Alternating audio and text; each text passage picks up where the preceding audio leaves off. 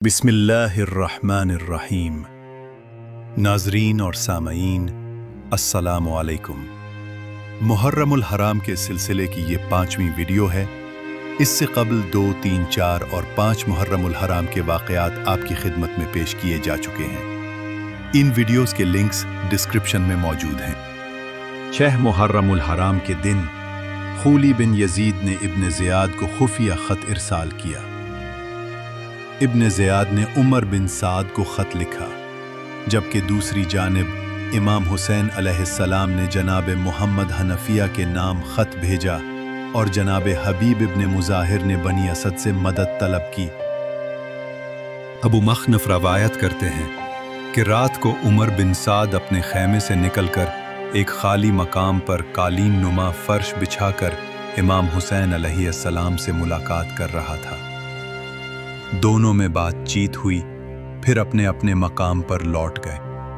जब खूली बिन यजीद, जो अहली बैत अलैहिमुस्सलाम का सख्त दुश्मन और आले अली अलैहिस्सलाम से ज़र्रे बराबर मोहब्बत न रखने वाला बल्कि बुग़्ज़ से भरा हुआ शख्स था, को मालूम हुआ कि उमर बिन सद इमाम हुसैन अलैहिस्सलाम से रात को मुलाकातें करता है, तो उसने खुफिया ख़त इब्न ज़ियाद को लिखा और मुलाकातों का तस्करा किया और उमर बिन सद की सख्त शिकायत की। उसने लिखा कि ए इब्न ज़ियाद, तुमने इस बेकार बेकीमत शख्स को हमारा सिपह सालार बनाकर भेजा है। ये तो सिर्फ खाने पीने और आराम से सोने के अलावा कुछ नहीं करता।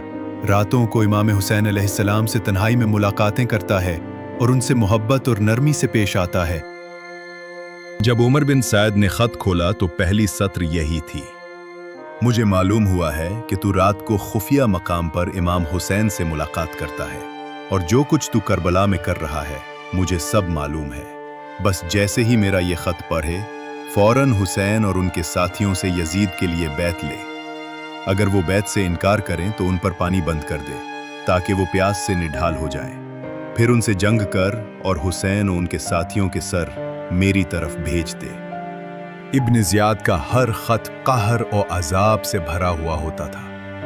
बहारुल अनवार जल्द 44 सफ़ा 387 के मुताबिक 6 मुहर्रम पे दिन इब्न ज़ियाद ने उमर बिन साद को खत लिखा कि मैंने सवारों, पैदलों और जितना जंगी सामान हो सकता था ज़्यादा से ज़्यादा तुम्हारी तरफ भेज दिया है। अब तुम्हें होशियार रहना चाहिए क्योंकि तुम्हारे दिन रात की खबरें मुझे पहुंच रही हैं। लोग जानते थे कि इमाम हुसैन अलैहिस्सलाम के साथ जंग गोया अल्लाह और उसके रसूल सल्लल्लाहु अलैहि व आलिहि वसल्लम से जंग है, इसलिए कोई दीनी या शरई अकीदा रखने वाला शख्स ये काम नहीं कर सकता था। हज़रत इमाम जाफ़र सादिक अलैहिस्सलाम फरमाते हैं कि इमाम हुसैन अलैहिस्सलाम ने करबला से अपने भाई मोहम्मद बिन हनफिया के नाम ये ख़त लिखा। हुसैन इब्न अली इब्न अबी तालिब की तरफ से मोहम्मद बिन हनफिया और बनी हाशिम के उन अफराद के नाम जो उनके साथ नहीं, गोया दुनिया मौजूद ही नहीं और आखिरत हमेशा से है।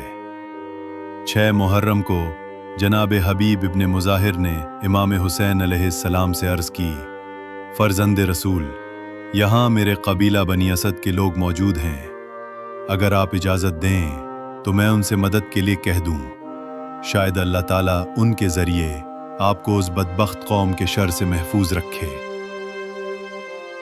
इमाम अलैहिस्सलाम ने इजाज़त दे दी। वो रात के वक्त कबीले के पास गए और कहा, मैं तुम्हारे पास बेहतरीन तोहफ़ा लाया हूँ। मैं तुम्हें नवासा रसूल की मदद के लिए बुलाने आया हूँ। उनके साथ ऐसे अफराद हैं कि हर एक 1000 मुजाहिदों पर भारी है। तुम लोग आज मेरी बात मान लो और इमाम की मदद के लिए तैयार हो जाओ ताकि तुम दुनिया और आखिरत दोनों की इज्जत हासिल करो। फिर एक शख्स अब्दुल्लाह बिन बशीर खड़ा हुआ और कहा, मैं सबसे पहले लब्बैक कहता हूँ।